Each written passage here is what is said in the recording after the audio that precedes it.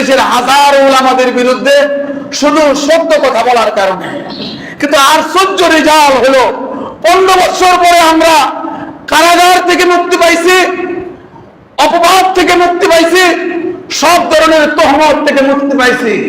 আর যারা আমাদেরকে কারাগারে ঢুকাইছে, যারা ধোঁকা দিছে চাকরিকে, আজকে পলায়ন করেও তারা জায়গা পাইতেছে না। ঠিক ঠিক না বাবু জান? আগেই আমরা বলছিলাম আল্লামা দেলোয়ার হোসেন সাঈদী সাহেব বড় আজীব আজীব কিছু কথা বলছিলেন। প্রায় এখন ওনার কথা এদেশের আলেমরা বলেন, বিশেষ করে যারা জেল কাটছে, জেলে যাওয়ার আগে বলছিলেন, বাবু জান আপনি গাছের আগাতে বসে আছেন, আর এদেশের 18 কোটি মানুষ গাছের গোড়াতে বসে আছে, বেশি লাফালাফি করেন না। 18 কোটি মানুষে গাছের গোড়াতে ধরে একটা ঢিল দিবে, ঝুল দিবে, ইন্ডিয়া দিল্লিতে গিয়া পড়বেন। এখন দিল্লিতে গিয়া পড়ছে। ঠিক ঠিক না বলেন? দিল্লিতে গিয়া বুবুজান এখন আরাম দিতেছে, পলাইতে দেশ থেকে। আসসালামু আলাইকুম ওয়া রাহমাতুল্লাহি ওয়া বারাকাতুহু। আলহামদুলিল্লাহি ওয়াহদা والصلاة والسلام على من لا نبي بعده أما بعد فأعوذ بالله من الشيطان الرجيم بسم الله الرحمن الرحيم وما أرسلناك إلا رحمة للعالمين وقال تعالى في آية آخرى أعوذ بالله من الشيطان الرجيم بسم الله الرحمن الرحيم لقد كان لكم في رسول الله أسوة حسنة وقال النبي صلى الله عليه وسلم بدأ الإسلام غريبا وسيعود كما بدأ فتوبى للغرباء أو كما قال عليه الصلاة والسلام। मुआज़्ज़ज़ उलमाए कराम, बुजुर्ग व मुसल्लियान इज़ाम, মহান আল্লাহ তাআলার দরবারে অসংখ্য অগণিত শুকরিয়া জ্ঞাপন করি। আল্লাহ সুবহানাহু ওয়া তাআলা জুমার দিন জুমার সালাতকে আদায়ের উদ্দেশ্যে মুসলিম হওয়ার নিসবতে অত্র পুরো এলাকা থেকে বাইতুল আফাস জামে মসজিদে জুমার নামাজ আদায় করার জন্য আসা বসা, কিছু কথা বলার এবং শোনার সুযোগ করে দিলেন। মালিকের দরবারে দিল থেকে আওয়াজ করে শুকরিয়া আদায় করি আলহামদুলিল্লাহ। গত জুমায় লম্বা আকারে ভূমিকাটা আলোচনা করছিলাম, আখলাকুন নবী, নবীজির আদর্শ। আজকে আমরা এর থেকে মোটা দাগে কিছু কথা শুনব, যদি আল্লাহ তাআলা তৌফিক দান করেন। সকলে বলেন আমিন। আমাদের আজকের বিষয়বস্তু হল আমাদের নবীজির আদর্শের মধ্য থেকেই আলোচনা করব। একটা ইনফিরাদি পাঠ, আলাদা একটা পাঠ, কেমন ছিলেন নবীজি সাল্লাল্লাহু আলাইহি ওয়াসাল্লাম, তার আদর্শগুলি কি। বিক্ষিপ্ত আকারে শুধু গত জুমায় ভূমিকা বলছিলাম, সংক্ষেপে শুনেন। আদর্শ বলা হয় যা মানলে উপকার হয়, না মানলে ক্ষতি হয়। আদর্শ তাকে বলা হয় যা মানলে উপকার হয়, না মানলে, জোরে বলেন, না মানলে কি হয়? ক্ষতি হয়। এই আদর্শ আল্লাহ তাআলা সারা পৃথিবীর আর কারো পক্ষে মানুষকে দেওয়া সম্ভব না। আল্লাহ তাআলার পক্ষ থেকে নবী আলাইহিস সালাতু ওয়াস সালামের মাধ্যমে আমাদের জন্য রাসূলুল্লাহ সাল্লাল্লাহু আলাইহি সাল্লামের কাছ থেকে আমরা যে আদর্শটা পেয়েছি, এর থেকে আমরা কিছু কথা শুনব। কেমন ছিলেন আমাদের নবীজি সাল্লাল্লাহু আলাইহি সাল্লাম? তিনি যখন রাস্তা দিয়ে হাঁটতেন, এমনভাবে হাঁটতেন যে চুপচাপ বসে থাকবেন, যা রেডি করার আগে রেডি করবেন। যখন রাস্তা দিয়ে হাঁটতেন, সামনের দিকে যখন হাঁটতেন, মনে হতো উঁচা জমি থেকে নিচা ভূমির দিকে যাইতেছে। রাস্তার ডান দিক থেকে হাঁটতেন, জিকিরে ফিকিরে হাঁটতেন। তার অভ্যাস ছিল তার জীবনে তিনি দীর্ঘ সময় নীরব থাকতেন। কি থাকতেন? নীরব। তিনি মানুষের মতো এত বাচাল ছিলেন না। এই জন্য নবীজি বলছেন মান সাকাতা নাজা, যে নীরব থাকে, যে চুপচাপ থাকে, সে মুক্তি পায়। যে চুপ থাকে সে মুক্তি পায়। বেশি কথা যারা বলে স্লিপিং হয়। গত জুমার আগের জন্য একটা বিষয় ছিল আমাদের কথা। নবীজি খুব বেশি কথা বলতেন না। নবীজিকে বলা হতো জাওয়ামিউল কালিম। তিনি অল্প কথা বলতেন, বেশি বুঝাইতেন। তার অল্প কথার অর্থ আজকে 1500 বছর যাবত ছোট ছোট কথার তাফসীর হইতেছে, এখনো আলোচনা শেষ হইতেছে। সুবহানাল্লাহ। এই জন্য নবীজির একটা আদর্শ হলো সবসময় তিনি নীরব থাকতেন। কি থাকতেন বলেন? নীরব। এক নাম্বার, তিনি খুব কম হাসতেন, বেশি হাসতেন না। তিনি কোরআনের আয়াত বলতেন, ফালিয়াযহাকু কালিলাও ওয়ালিয়াবকু কাসীরা। তোমরা কম হাসো, বেশি কাঁদো। নবীজি বলতেন, লাউ আলিমতুম মা আলামু লা যাহিকতুম কালিলা ওয়ালা বাকাইতুম কাসীরা। নবীজি বলতেন, আমি যা জানি, আল্লাহ আমাকে যা জানাইছে, তোমরা যদি তা জানতা, তোমরা তোমাদের মুখ দিয়ে হাসি আসতো না। লাউ আলিমতুম মা আলাম লা যাহিকতুম কালিলা, খুব কম হাসতা। ওয়ালা বাকাইতুম কাসীরা, খুব বেশি বেশি কাঁদতা। এখন আমাদের মুখ দিয়ে কাঁদা আসে না কেন? আমরা নবীজির আখলাক জানি না, নবীজির আদর্শ জানি না। নবীজি খুব কম হাসতেন। তিনি যখন হাসতেন মুচকি হাসতেন। বলেন, কি হাসতেন? মুচকি হাসতেন। তিনি যখন হাসতেন, তার দাঁতগুলি যখন সামনে বের হইতো, মনে হয়তো মুখ থেকে মুক্তার দানাগুলি ছড়ায় পড়তেছে। সুবহানাল্লাহ। তিনি সবাইকে আগে সালাম দিতেন। কি করতেন বলেন দেখি? আগে সালাম দিতেন, আসসালামু আলাইকা ওয়া রাহমাতুল্লাহি ওয়া বারাকাতুহু। মানুষ বেশি হলে বলতেন, আসসালামু আলাইকুম ওয়া রাহমাতুল্লাহি ওয়া বারাকাতুহু। সাহাবায়ে কেরাম বলেন, আমাদের মনে হইতো যে আমরা নবীজিকে সালাম দিব, কিন্তু আমাদের সালাম দেওয়ার আগে নবীজি কি করতেন? সালাম দিয়ে দিতেন। সুবহানাল্লাহ। এই জন্য খুব কম হাদিসের মধ্যে পাওয়া যায় যে নবীজিকে সালাম দিতে পারছে। তিনি আগেই সালাম দিয়ে দিতেন। আর নবীজি বলেন, আফশুস সালাম ওয়া আতঈমুত তাআম ওয়া সাল্লু ওয়ান নাসু বিন-নিয়াম ওয়াদখুলুল জান্নাতা বিসালাম। নবী বলতেন, তোমরা মানুষকে সালাম দাও, অনাহারীকে খাবার খাওয়াও, আর মানুষ যখন নীরব থাকে ঘুমে, তখন তুমি ওইটা নামাজ পড়ো। কি হবে? তুমি আল্লাহর জান্নাতে নিরাপদে ঢুকে যাবে। আফসোস সালাম, সালামটা খুব বেশি বিনিময় করবেন। সালামের অনেক ফজিলত। এক নম্বর ফজিলত হলো সালাম দেনেওয়ালা লেনেওয়ালা দুইজনের আমলনামার মধ্যে আল্লাহ তাআলা 100টা নেকি লিখে দেন। সালাম দেওয়া হলো সুন্নাত, উত্তর দেওয়া হলো ওয়াজিব। এক মুমিন আরেক মুমিনের সাথে যখন দেখা হবে, নবীজি বলেন, আসসালামু ক্বাবলাল কালাম। কথা বলার আগেই তুমি সালাম বলবা। কথা বলার আগে কি বলবা? সালাম বলবা। কথা বলার আগেই তুমি সালাম বলবা।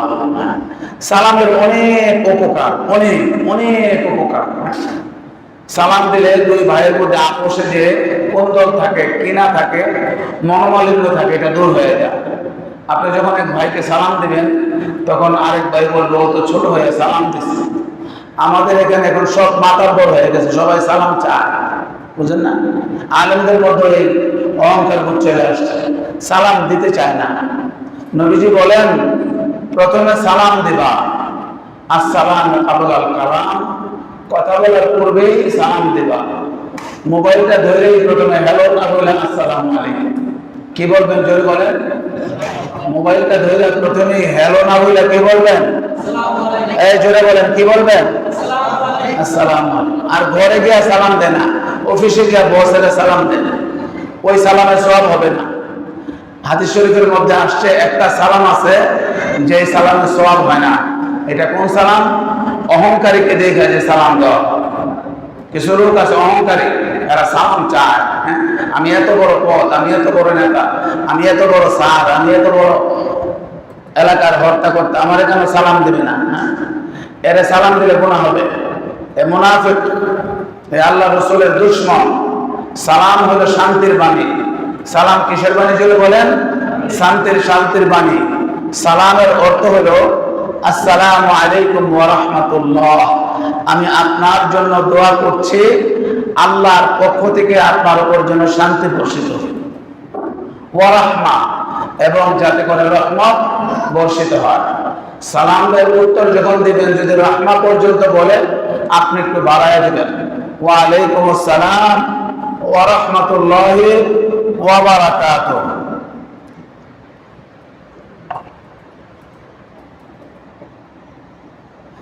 নবীজি সবসময় ফজরের আগে উঠতেন, ঈশার নামাজ পড়ে বেশি দেরি করতেন না, ঘুমায় যেতেন। ফজরের 1-1.5 ঘন্টা আগে তিনি উঠে যেতেন, তিনি উঠে তাহাজ্জুদ পড়তেন। কি পড়তেন বলেন? তাহাজ্জুদ। তাহাজ্জুদ পড়তে গেলে ওযু লাগে। নবীজির সারা দিনের আমল শুরু হইতো মিসওয়াক দিয়ে। এই বলেন, নবীজির সারা দিনের আমল কি দিয়ে শুরু হতো? মিসওয়াক দিয়া। আপনি যখন ঘুম থেকে উঠবেন, ফজরের নামাজের জন্য উঠেন বা তাহাজ্জুদের জন্য উঠেন, সাথে মিসওয়াক রাখবেন। আমাকে অনেক ভাই প্রশ্ন করছে, ব্রাশে কি মিসওয়াকের হক আদায় হবে কিনা? না, ব্রাশে মিসওয়াকের হক আদায় হবে না। ব্রাশ যদি কারো অভ্যাস থাকে তাহলে মুখ পরিষ্কার হবে, কিন্তু মিসওয়াক এটা সুন্নাত। আসওয়াকু মাতহারাতুন লিল ফামি ওয়া মারদাতুন লির-রাব্বি। প্রত্যেকটা কথা হাদিস থেকে বলতেছে, শুনেন। নবীজি বলেন সিওয়াক, মিসওয়াক এটা মুখকে পবিত্র করে আর আল্লাহর নৈকট্য অর্জন করায় দেয়। সুবহানাল্লাহ। নবীজির জীবনের শেষ আমল ছিল মিসওয়াক। ইন্নামাল আমালু বিল খাওয়াতিন, মানুষের শেষ আমলে নির্ভরযোগ্য শেষ আমলটা রাসূলুল্লাহ হযরত আয়েশার কাঁধে ভর করা ছিলেন, বারবার ইঙ্গিত করতেছিলেন মিসওয়াক করার জন্য। মিসওয়াকের ঢালটা চিবানোর ক্ষমতাটাও রাসূলুল্লাহর ওই সময় ছিলেন না। আম্মা জান আয়েশা বলেন, আমাকে ইঙ্গিত করলেন, আমি মিসওয়াকের ঢালটা চিবাইয়া দিলাম, ওই ঢালটা দিয়ে তিনি মিসওয়াক করলেন। মিসওয়াক করে তিনি তার রবের সাথে সাক্ষাতের উদ্দেশ্যে রওনা হলেন। সুবহানাল্লাহ। এজন্য নবীজির আমল ছিল রাতে যখন উঠতেন তখন মিসওয়াক করতেন। রাসূলুল্লাহর আমল ছিল সব সময় তিনি আল্লাহকে স্মরণ করতেন। সব সময় কাকে স্মরণ করতেন? জোরে বলেন, কাকে? ফাযকুরুনি আযকুরুকুম ওয়াশকুরুলি ওয়ালা তাকফুরুন। আপনি সব সময় আল্লাহর স্মরণে থাকবেন, এটা সুন্নাহ, এটা রাসূলুল্লাহর একটা আদর্শ। আপনি কোন একটা সময় রাসূলুল্লাহর সুন্নাহ থেকে দূরে যাবেন না। ইমাম আহমদ ইবনে হাম্বলের জীবনের একটা ছোট্ট ঘটনা আছে, তওবার ঘটনা, এক যুবকের ঘটনা। ওই আলোচনার মধ্যে আসতে যুবকের সারাক্ষণ ইস্তেগফারের উপরে থাকতো, সারাক্ষণ। তো ইস্তেগফার তো আল্লাহর একটা স্মরণ। ইস্তেগফার এমনি হলো গুনাহ মাফ চাওয়া, আর রাসূলুল্লাহ থেকে আসছে ইস্তেগফার আল্লাহর কাছ থেকে ক্ষমা চাওয়া। এটা স্বতন্ত্র একটা ইবাদত, এটা স্বতন্ত্র একটা ইবাদত। আপনি সব সময় ইস্তেগফারে আছেন, আপনি সব সময় আল্লাহর স্মরণে আছেন। ইস্তেগফারে থাকার অর্থ আপনি সব সময় আল্লাহর স্মরণে আছেন। উঠতে বসতে হাঁটতে চলতে বিবির সাথে কথা হইতেছে, কথার ফাঁকে ফাঁকে আমাদের বহু বুজুর্গদের ইতিহাস পাওয়া যায়, বলতেন আস্তাগফিরুল্লাহ। কি বলতেন বলেন? আপনি একদিকে ক্ষমা হইতেছে, ক্ষমা চাওয়া হইতেছে, আরেকদিকে আপনি আল্লাহর কাছ থেকে সব সময় স্মরণ পাইতেছেন। আপনি যদি আল্লাহকে স্মরণ করেন তো আল্লাহর কোরআনে আল্লাহ বলেন ফাযকুরুনি আযকুরুকুম, তোমরা যদি আমাকে স্মরণ করো তো আমিও তোমাদেরকে স্মরণ করব। হাদিসের কিতাবের মধ্যে পাওয়া যায়, বান্দা জমিনে স্মরণ করে আর আল্লাহ তাআলা আসমানে সমস্ত ফেরেশতাদের সামনে তারে স্মরণ করে। সুবহানাল্লাহ। তো সব সময় কার স্মরণে থাকবো? জোরে বলেন, আল্লাহর স্মরণে থাকবো, আল্লাহকে স্মরণ করা। আর রাসূলুল্লাহর একটা আমল ছিল, তিনি জীবনে কোনো সময় তাহাজ্জুদ ছাড়েন নাই, তাহাজ্জুদ ছাড়েন নাই, সব সময় তিনি তাহাজ্জুদ করতেন। তো আমরা তো ফরজে করি না, তাহাজ্জুদ করবো কোন সময়? ফাতাহাজ্জাদ বিহি নাফিলাতান লাক আসা আইয়াবআসাকা রাব্বুকা মাকামান মাহমুদা। আমাদের ভাই যারা দিন যারা মানেন তাদেরকে বলি সব সময় একটু তাহাজ্জুদের অভ্যাস করবেন। মাশাআল্লাহ, আল্লাহ পাকের আমার এই ফিতরতটা আগে কম বেশি ছুটে যেত, কিন্তু সর্বশেষ যখন আমাদের জেলে নিল, এই 2 বছর জেলে থাকলাম, এই 2 বছরের মধ্যে আমি না শুধু আমার আশপাশে যত আলেম ছিল, আমি কোনো একজন আলেমকে এরকম দেখি নাই রাতের বেলা তাহাজ্জুদ ছেড়ে দিয়েছে। সুবহানাল্লাহ। লম্বা টাইম জেলে আছে এরকম ভাইদেরকেও দেখছি, 17-18 বছর জেল। তো এর পাশের বলাদেরকে জিজ্ঞেস করছে সময়টা কাটে কিভাবে। আমি জিজ্ঞেস করছি, এখানে থাকতে থাকতে সে দেখেন আপনি আলোচনা করেন, চুপ থাকে, কিন্তু আপনি যখন না থাকেন, আপনারা যখন ছিলেন না, আপনারা তো অল্প সময় আসছেন, এর আলোচনা শুনলে মনে হতো আপনাদের থেকে ওই বলছে পড়তে পড়তে এরকম হয়ে গেছে। 17 বছর 18 বছর জেলে, আর তো কোনো কাজ নাই, সারা রাত দিন ইবাদত করে। তোরা আমি জিজ্ঞেসছিলাম এত লম্বা টাইম কেমনে কাটাইলেন? আমাদের একটা ভাই 18 বছর যেমন জেলে, তোরা জিজ্ঞেস করলাম এত লম্বা টাইম আপনি কেমনে কাটাইতেছেন? তো বললো শেখ আপনি কথাটা বললেন, আপনারা যদি বলেন দুনিয়ার হায়াত 2 থেকে 2.5 মিনিটের, তো এটা লম্বা হায়াত কেমনে হইল? আমার মালিক চাইছে এই সময়টা আমি জেলের ভিতরে নিরবে থেকে আল্লাহকে স্মরণ করি, এই জন্য আল্লাহ তাআলা দুনিয়ার টাইমটা এই অল্প টাইমটা আমার এখানে শেষ করে দিয়েছে। সুবহানাল্লাহ। 18 বছর, এই 18 বছরের মধ্যে আমি পাশের লোকগুলিকে জিজ্ঞেস করছি যারা 3 বছর 4 বছর পাইছে, এই সময়টার মধ্যে তার রাতের আমল কেমন? বলে যে রাতের অধিকাংশ সময় সে আল্লাহর ইবাদতে কাটায়, রাতের অধিকাংশ সময়।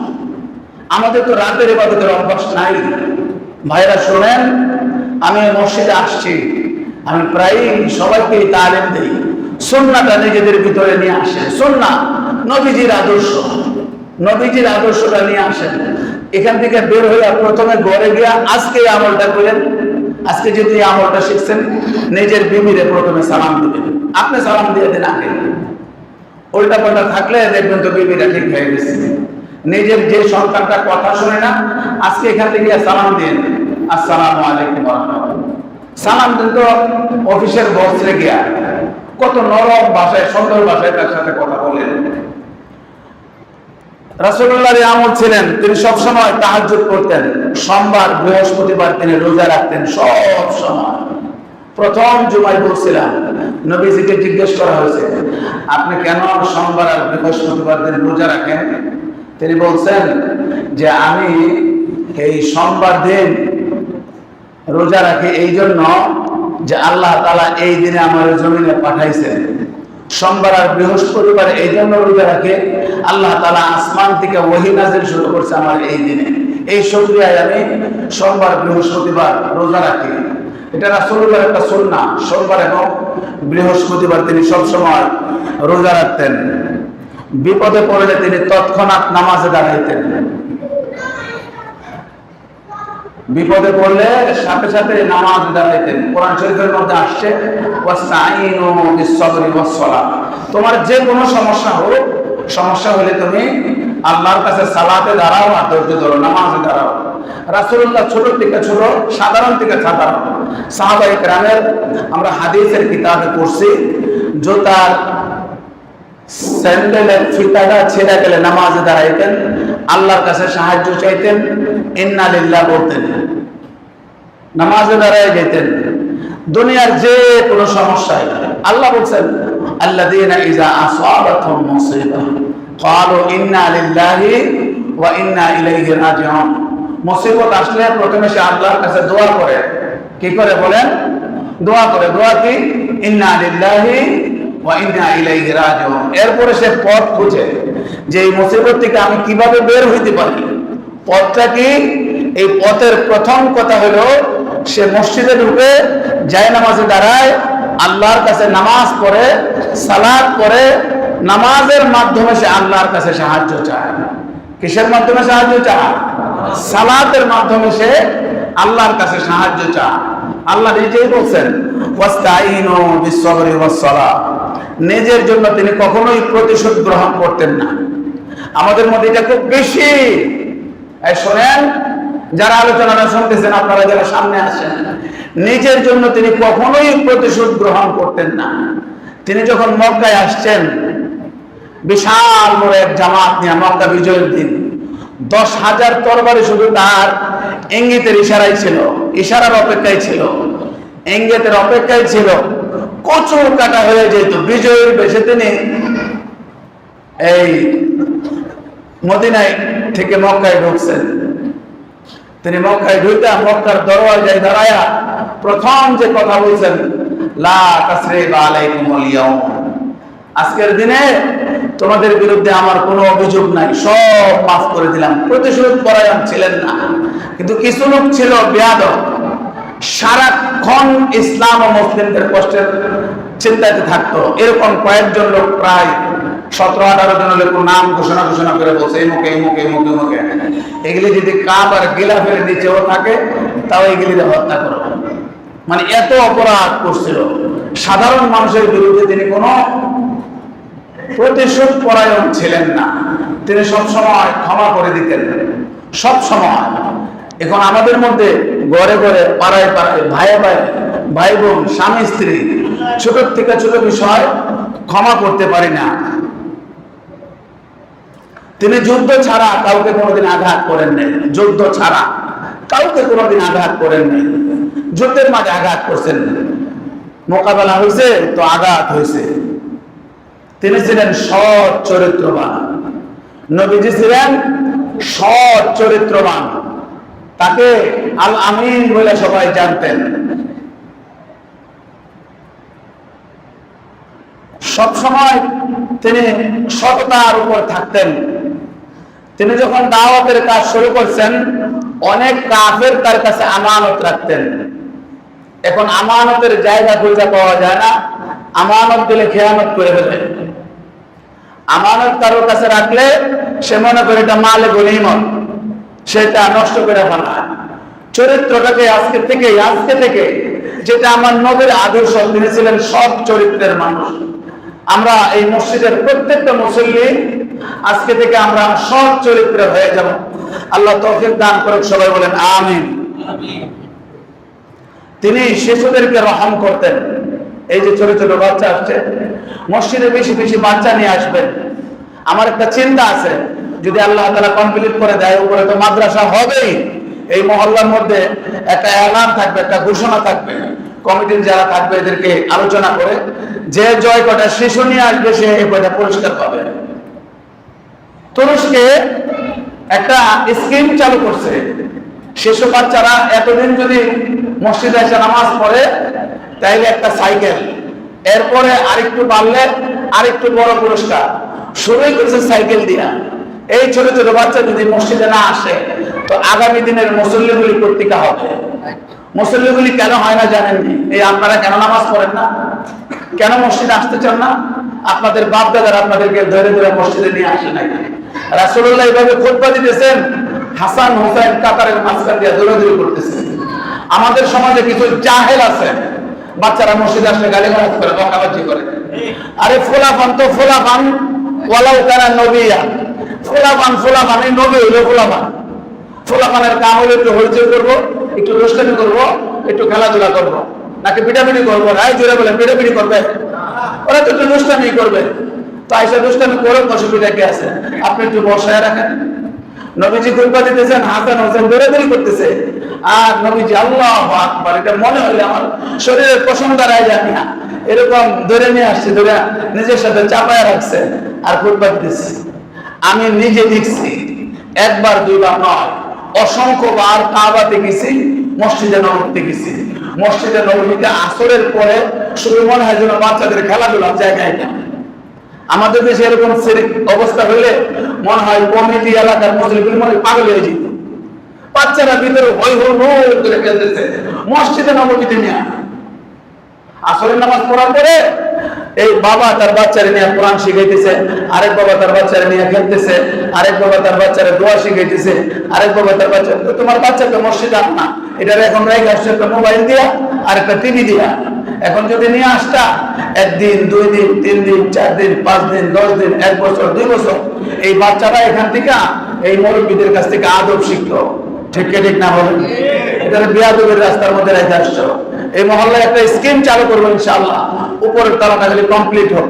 যতগুলি বাচ্চা আসবে প্রত্যেকটা বাচ্চাকে পুরস্কার দেওয়া হবে, টাইম করে দেওয়া হবে যে এই সপ্তাহ, আগামী সপ্তাহ দেখি কত বাচ্চা আসতে পারে। এই মসজিদে বাচ্চা আসা নিষেধ না। কেউ যদি বাচ্চাদেরকে ধমক দেয়, আমার কাছে ওদের নেবেন। ওর মনে হয় বাচ্চা নাই যে বাচ্চাদেরকে ধমক দেয়। নবীজি সব সময় ছোট বাচ্চাদেরকে আদর করতে দেন। হাদিসের মধ্যে আসছে, মাল্লাম ইয়ারহাম সগীরানা ওয়ালাম ইউওয়াক্কির কাবীরানা ওয়ালাম ইউবাজ্জিল উলামাআনা ফালাইসা মিন্না। নবীজি বলেন যারা ছোট ছোট বাচ্চাদেরকে আদর করে না, আর যারা যুবক হয়েছে এই যুবকরা যারা মুরব্বীদেরকে সম্মান করে না, সমাজের সব মানুষদেরকে বলতেছেন যখন তারা আলেমদেরকে ইজ্জত করে না, ফালাইসা মিন্না, নবীজি বলেন আমার উম্মতই না। যে বাচ্চাদেরকে ধমক দেয় বুঝবেন এটা মুনাফিক, অথবা এদের ভিতরের মধ্যে কুফরি। মুসলমান হলে কোনো বাচ্চারা ধমক দিবেন না। এই ঠিক ঠিক না বলেন? আপনার বাচ্চারা আপনি ধমক দিবেন নাকি? বলেন ধমক দিবেন? আপনার বাচ্চারা তো আপনি ধমক দিবেন না। তো এটাও তো আরেকজনের বাচ্চা। এক রাজা তার উজিরকে বলতেছে আমার বাচ্চা থেকে পৃথিবীর আর কার বাচ্চাকে কে বেশি আদর করে বলো দেখি। তো শেখ হাসিনার মতো তারা তো সব উজিররা পাম ফুটি দিছে, হ্যাঁ হ্যাঁ এরকম আপনি তো আপনার বাচ্চারা সবচেয়ে বেশি আদর করেন। জয় এটারে পৌঁছাইতে পৌঁছাইতে কই পৌঁছাইছে, একটা বিকলাঙ্গ খ্রিস্টান একটা বিয়ে করছে। ঠিক ঠিক না? এক ইহুদির জানোর সন্তানকে বিয়ে করাইছে। তো বাদশা উজির আজমের দিকে, কিছু বুদ্ধিমান উজির থাকে না, ওদের দিকে তাকায় ও কিছু পায় না, তুমি কিছু কম না, একটু পরে বলবো। তো সবার সবাসের শেষ তারে লয়ে বাদশারে লয়ে একটা বস্তির ভিতরে গিয়ে ঢুকছে। বস্তির ভিতরে ঢোকার পরে দেখে একটা কালো কুচকুচে বাচ্চা, নাকটাও ময়লা, হাতগুলি ময়লা। তারপরে ওই বাচ্চাটারে জড়ায় ধরে তার মা এই গালে চুমা খাইতেছে, ওই গালে চুমা খাইতেছে, বলতেছে আমার 7 রাজার ধন রে, আমি তো সব দিয়ে দিই মরে। তো বাচ্চা নিশ্চয় হয়ে গেছে, বলতেছে উজির এই জন্যই তুমি উজির হয়েছে।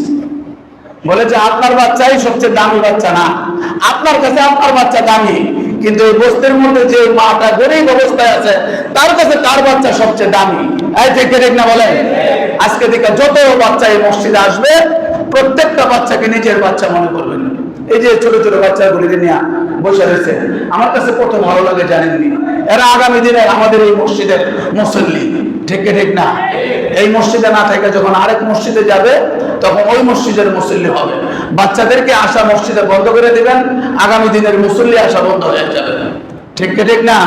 তো রাসূলুল্লাহ সুন্নাত অমান্য করেন। রাসূলুল্লাহ বলেন বাচ্চা 7 বছর হলে তারা নামাজের কথা বলো, তো মসজিদে আনেন না তো নামাজের কথা কোত্থেকে বলবেন? বলছেন 10 বছর হলে আর 12 বছর হলে তার পিটাই করে নামাজের জন্য। এই জন্য নবীজির আদর্শ ছিলেন তিনি বাচ্চাদেরকে খুব আদর করতেন। পরিবারের সদস্যদের সাথে তিনি সবসময় কোমল আচরণ করতেন। পরিবারের সদস্যদের সাথে তিনি সবসময় কোমল আচরণ করতেন। তুমি বাইরে এত সুন্দর তোমার চরিত্র, তুমি যখন ঘরে যাও তুমি একটা জাহেলের মতো হয়ে যাও। তুমি ঘরে তোমার কোমল আচরণ করতে পারো না। তোমার বিবি বাচ্চা ছেলে মেয়ে মা বাবা, বাবার সাথে যখন কথা বলো, তুমি তোমার মার সাথে যখন তুমি কথা বলো মনে হয় যেন পৃথিবীর সবচেয়ে বড় কুৎসিত ভাষার মানুষ তুমি। আর তোমার ডার্লিং গার্লফ্রেন্ড, এই মেয়ের সাথে তোমার আদৌ কোনো সম্পর্ক নাই, তার সাথে যখন তুমি কথা বলো মনে হয় যেন দুনিয়ার সবচেয়ে সুন্দর মিষ্টি ভাষী লোকটা তুমি। এই ঠিক ঠিক না? জোরে বলেন। আমি দেখি তো এই এলাকার চিত্র বলতেছি, হাজারো যুবকের চরিত্র এরকম। গার্লফ্রেন্ডের সাথে মহিলা খারাপ সম্পর্ক রেখে তার সাথে কথা বলতেছে, তার মাঝখানে তার বাবা বা তার মার কল করছে, মনে হয় যেন দুনিয়ার সবচেয়ে বিরক্তিকর কলটা করছে। ঠিক ঠিক না? হ্যাঁ, ওই সময় যদি সে মনে করতো দুনিয়ার সবচেয়ে রহমওয়ালা কলটা আমার কলে করছে, দুনিয়ার সব সম্পর্ক শেষ, আমার মার সাথে আমি কথা বলি। মারে যদি তুমি সালাম দিতা, বাবারে যদি তুমি সালাম দিতা, সাথে সাথে তোমার মা আর বাবা যে দোয়া দিত পর্দা ছাড়া আল্লাহ তাআলা এটা কবুল করত। পর্দা ছাড়া। আমার বোনের সময় আমার মা মারা গেছে, আমার মার জানাজা আমি পড়তে পারি। আমার জীবনের এই সময়ের সবচেয়ে কষ্টদায়ক বিষয় হলো এটা, এই জালেমরা আমারে গুম করে ফেলছিল। আমার মার শেষ সময়টা আমি যখন কাছে যেতাম তখন কাছ থেকে 6 জন সন্তানকে আলেম বানায় তিনি দুনিয়া থেকে গেছেন। তার একটা ইচ্ছা ছিল আমি যেন জানাজাটা পড়াই, আমি সবার ছোট ভাইদের কাছে। এইভাবে তিনি তার কথার ভঙ্গিমাগুলি প্রকাশ করতেন। দুনিয়ার কোন লাইনে কোন লেখাপড়া করেন নাই, কিন্তু বাংলাদেশের সবচেয়ে বড় আলেমটা আমাদের ঘরে গেল। আমার মা পর্দার আড়াল থেকে ওই আলেমকে যে কথা বিনিময় হয়েছে। আমার বড় বড় আলেম, বড় বড় উস্তাদ আমার মাকে মূল্যায়ন করছে এভাবে যে তোমার মা কি বড় আলেম? তা আমি উত্তর করতাম, আমার মা বড় আলেম না, তবে বড় আলেমের মা। এই যা করছে সারা দেশে মার কাছে গিয়ে ছোট ছোট ছোট ছোট করে, এটা আমার স্বপ্নের সিনারি। আমার মার কানে কানে আমি তালিম দিতাম। আমার মা ছোট্ট করে জিজ্ঞেস করতেন, বাবা সহজ একটা আমল করো না, কি করলে মুক্তি পাবো?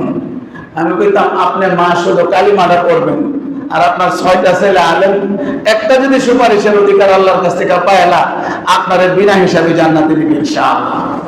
তো তিনি ছোট ছোট করে সুবহানাল্লাহ পড়তেন, আলহামদুলিল্লাহ পড়তেন। এইভাবে আপনারা যখন কথা বলবেন, পরিবারের লোকদের সাথে খুব নরম থাকবেন। এই শোনেন, পরিবারের লোকদের সাথে মেজাজ দেখায় কথা বলেন না। আপনার বসের সামনে আপনার মেজাজ দেখাইতে পারেন না। এই ঠিক ঠিক না বলেন, এই জোরে বলেন ঠিক ঠিক না। এখানে যে চাকরি করেন, অফিসের বসের সামনে মেজাজ দেখায় কথা বলতে পারেন না? কে বলেন? হাত তুলেন দেখি একজন অফিসের বসের সাথে মেজাজ দেখায় কথা বলেন। কার কলিজার এত বড়? তো তোমার কলিজার পাঠা এত বড় হয়ে গেছে, তোমার মার সাথে তুমি কথা ঝিংড়ে দিয়া বলো? এই তোমার 2 পয়সার চাকরির বসের থেকে তোমার মা তোমার কাছে ছোট? আমার নবী বলেন, আল জান্নাতু তাহতা আকদামিল উম্মাহাত। তুমি জান্নাত পাইতে চাও, অন্য কোনো আমলের দরকার নাই, তোমার মা আর বাবার সন্তুষ্ট করে ফেলো। রেদার রব্বি রেদার ওয়ালিদাইন। নবীজি বলেন, মা বাপ যদি সন্তুষ্ট হয়ে যায়, খুশি হয়ে যায়, তো আল্লাহ তাআলা খুশি হয়ে যায়। খুশি হয়ে মা বাপের পায়ের নিচে জান্নাত রাখছে। এই মসজিদে একটা মার অবদান। আমাদের মোতালেব সাহেব প্রায়ই বলেন, 5 কাঠা না 7 কাঠা জমি দিয়েছিল প্রতিটার মধ্যে। ওনার মার কাছে গেছে নিয়ত করে, মা বলছে এটাতে হবে না, ওখানকার যে জায়গাটা আছে 24 কাঠা, পুরাটা তুমি মসজিদে দিয়ে দাও। ওনার মা সামনে শুয়ে আছে এই দেয়ালের সামনে। এই মসজিদ থেকে দোয়া করে প্রত্যেকটা জমায়, শুধু এই কারণে যখন মনে হয় এটা আখেরি জামানার ইমাম মাহদির ঘাঁটি হবে, কিয়ামত পর্যন্ত এই আম্মা জান যিনি কবরে শুয়ে আছেন, আল্লাহ তার কবরের মধ্যে সদকায়ে জারিয়া চালু রাখবেন। সুবহানাল্লাহ। এটা ছোট আমল না। মা আল্লাহ শিখাই দিছে মা বাবার সামনে কেমনে কথা বলবা। সূরা বনী ইসরাঈলের মধ্যে পড়বেন, ওয়াকাদা রাব্বুকা আল্লা তা'বুদু ইল্লা ইয়াহু ওয়া বিল ওয়ালিদাইনি ইহসানা। প্রথমে হলো আল্লাহরে তুমি মানবা, তোমার মালিক আল্লাহ। এরপরে আল্লাহ বলেন, এরপরে তোমার মা বাবা। দুনিয়ার আর কোনো পীর নাই, কোনো পয়গম্বর নাই, কেউ নাই, এরপরে তোমার মা বাবা। ওয়াকাযা রাব্বুকা, তোমার রবের ফয়সালা। কার ফয়সালা? জোরে বলেন, এই জোরে বলেন, কার ফয়সালা? রবের ফয়সালা, আল্লাহর ফয়সালা। ওয়াকাযা রাব্বুকা আল্লাহ তা'বুদু ইল্লা ইয়া, দাসত্ব হবে শুধু আল্লাহ। ওয়া বিল ওয়ালিদাইনি ইহসানা, পৃথিবীর সবচেয়ে সুন্দরতম ব্যবহার হবে মা বাবা। কার কথা? আল্লাহর কথা। ওয়া বিল ওয়ালিদাইনি ইহসানা ইম্মা ইয়াবলুগান্না ইনদাকাল কিবারা কিলাহুমা আও আহাদুহুমা, দুইজনের একজন অথবা দুইজন তাদের বৃদ্ধ অবস্থায় যদি তোমার কাছে আসে, ফালা তাকুল্লাহুমা উফ। আল্লাহ বলছেন ফালা তাকুল্লাহুমা উফ, আপনি উফ বলতে পারবেন না। ঝিংড়ে দেওয়া তো দূরের কথা, উফ। ওয়ালা তাকুল্লাহুমা